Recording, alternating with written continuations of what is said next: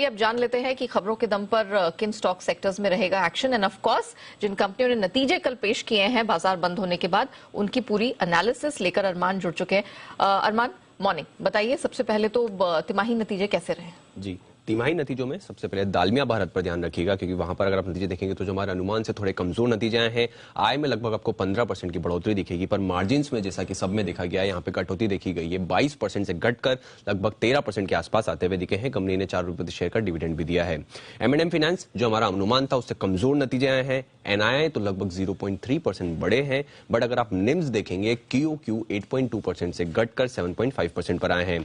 त्रिवेणी turbine की बात करें तो मिक्स्ड नतीजे आते हुए दिखे हैं। आय तो लगभग 42% बढ़ी है, पर मार्जिन्स में आपको थोड़ी कटौती देखी गई है। 20% से घटकर 19% पर आए हैं और कंपनी ने 190 करोड़ के जो शेयर बायबैक पर खर्च करेगी। 350 रुपए प्रति शेयर के जो भाव है उसके बायबैक करेगी।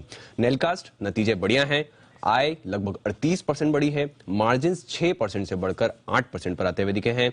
एमटा टेक्नोलॉजी यहां पर भी नतीजे आपको बढ़िया दिख रहे हैं। आय लगभग 38% बढ़ी है, मार्जिन हालांकि थोड़े से ठीक ठाक आते हुए दिखे हैं। 32% से घटकर 28% पर, तो देखा जाए तो मार्जिन पर थोड़ा कट देखा गया है।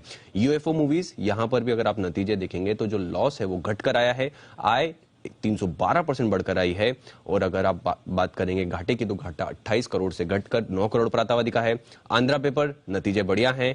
आय में लगभग 29% की बढ़ोतरी और मुनाफे में देखेंगे तो 19 करोड़ से बढ़कर 113 करोड़ पर आता हुआ दिखा है। गति नतीजे मिक्स्ड दिख रहे हैं। आय लगभग 9% बढ़ी है और मार्जिन्स में भी थोड़ा इंप्रूवमेंट देखा गया है, 4% से बढ़कर 4.6% पर। और अंत में जेके पेपर, जैसा कि सारे पेपर स्टॉक में चल रहा है, नतीजे बढ़िया दिख रहे हैं। आय 74% बढ़कर आई है और मार्जिन्स में भी आपको अच्छा इंप्रूवमेंट देखा गया है। 23% से बढ़कर लगभग 33% पर आते हुए दिखे हैं और मुनाफा भी 24% बढ़ा है। चलिए, तो ये वो सारे तिमाही नतीजे हैं जो कल बाजार बंद होने के बाद रिलीज हुए थे।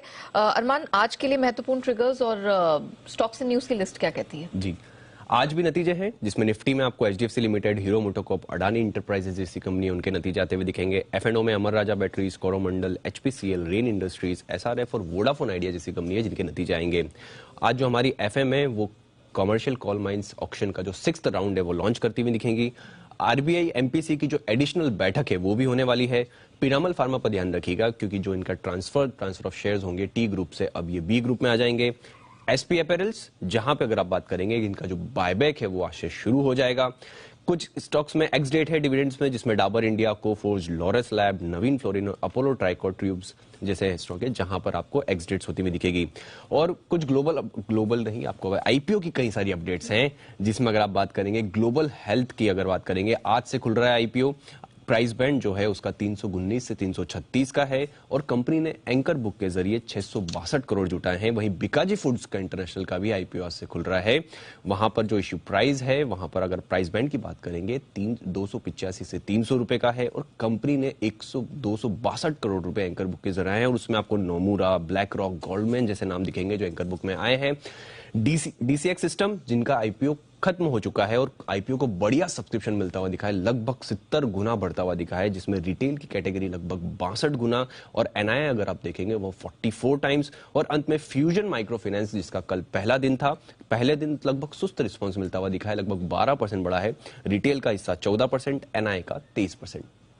ऑलराइट, चलिए अरमान, बहुत शुक्रिया आपका हमारे साथ वो पूरी डिटेल्स शेयर करने के लिए।